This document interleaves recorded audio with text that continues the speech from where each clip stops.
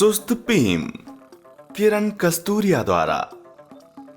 ਧੋਬੀ ਰਾਮੂ ਕੋਲ ਆਪਣਾ ਇੱਕ ਗਧਾ ਹੈ ਜਿਸ ਦਾ ਨਾਂ ਭੀਮ ਹੈ। ਭੀਮ ਨੂੰ ਸੌਣਾ ਬਹੁਤ ਪਸੰਦ ਹੈ ਅਤੇ ਇਸ ਲਈ ਉਹ ਜਲਦੀ ਨਹੀਂ ਉੱਠ ਸਕਦਾ। ਇਸ ਕਾਰਨ ਧੋਬੀ ਰਾਮੂ ਭੀਮ ਨੂੰ ਅਕਸਰ ਝਿੜਕਦਾ ਹੈ। ਇੱਕ ਦਿਨ ਗੌਰੀ ਗਊ ਨੇ ਭੀਮ ਨੂੰ ਪੁੱਛਿਆ, ਤੂੰ ਉਦਾਸ ਕਿਉਂ ਹੈ? ਭੀਮ ਨੇ ਕਿਹਾ, ਮੈਂ ਜਲਦੀ ਨਹੀਂ ਉੱਠ ਸਕਦਾ। ਕਿਰਪਾ ਕਰਕੇ ਕੀ ਤੁਸੀਂ ਮੈਨੂੰ ਹਰ ਸਵੇਰੇ ਉਠਾ ਦੇਵੋਗੇ? ਗੌਰੀ ਨੇ ਕਿਹਾ, ਚੰਗਾ, ਮੈਂ ਉਠਾ ਦੇਵਾਂਗੀ। ਅਗਲੀ ਸਵੇਰ ਗੌਰੀ ਉੱਚੀ ਉੱਚੀ ਰੰਭਦੀ ਰਹੀ, ਪਰੰਤੂ ਭੀਮ ਨਹੀਂ ਉੱਠਿਆ।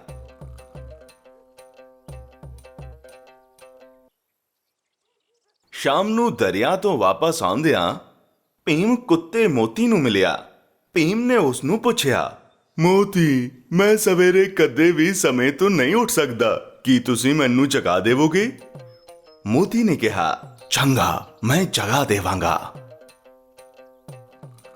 ਇਸ ਲਈ ਅਗਲੀ ਸਵੇਰ ਉਹ ਬਹੁਤ ਭੌਂਕਿਆ, ਪਰ ਕੀ ਭੀਮ ਜਾਗਿਆ? ਨਹੀਂ ਸ਼੍ਰੀਮਾਨ ਜੀ। ਉਸ ਸ਼ਾਮ ਭੀਮ ਚੀਨੂ ਕੁੱਕੜ ਨੂੰ ਮਿਲਿਆ।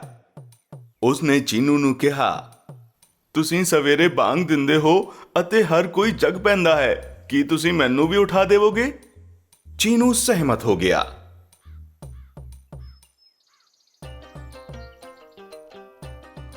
ਅਗਲੀ ਸਵੇਰ ਚੀਨੂ ਨੇ ਲੰਬੀ ਅਤੇ ਉੱਚੀ ਬਾਂਗ ਦਿੱਤੀ, ਪਰ ਭੀਮ ਫਿਰ ਵੀ ਨਹੀਂ ਉੱਠਿਆ।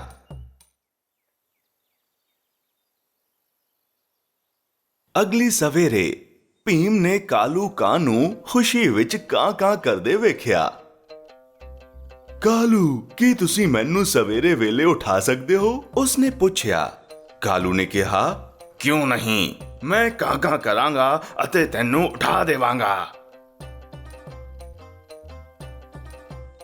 ਅਗਲੀ ਸਵੇਰ ਕਾਲੂ ਨੇ ਕਾਂ ਕੀਤੀ ਜਿੰਨੀ ਉਹ ਕਰ ਸਕਦਾ ਸੀ, ਪਰ ਭੀਮ ਫਿਰ ਵੀ ਨਹੀਂ ਉੱਠਿਆ।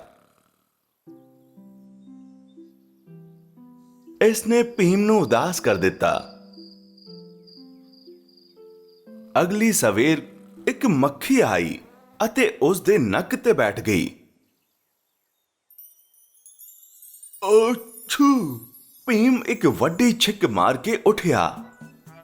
ਵਾਹ, ਮੈਂ ਕਿਵੇਂ ਜਾਗਿਆ? ਉਸਨੇ ਹੈਰਾਨੀ ਨਾਲ ਪੁੱਛਿਆ। ਮੈਂ ਤੈਨੂੰ ਜਗਾਇਆ, ਮੱਖੀ ਨੇ ਕਿਹਾ। ਕੀ ਤੁਸੀਂ ਮੈਨੂੰ ਹਰ ਸਵੇਰੇ ਇਸ ਤਰ੍ਹਾਂ ਹੀ ਜਲਦੀ ਜਗਾ ਸਕਦੇ ਹੋ?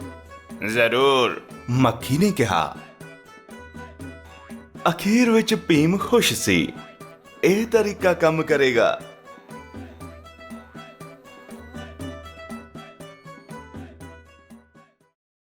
ਸੁਣੋ, ਇਸ ਵੀਡੀਓ ਨੂੰ ਪਸੰਦ ਅਤੇ ਸਾਂਝੀ ਕਰਨਾ ਨਾ ਭੁੱਲੋ। ਕਿਰਪਾ ਕਰਕੇ ਹੇਠਾਂ ਆਪਣੀ ਟਿੱਪਣੀ ਕਰੋ।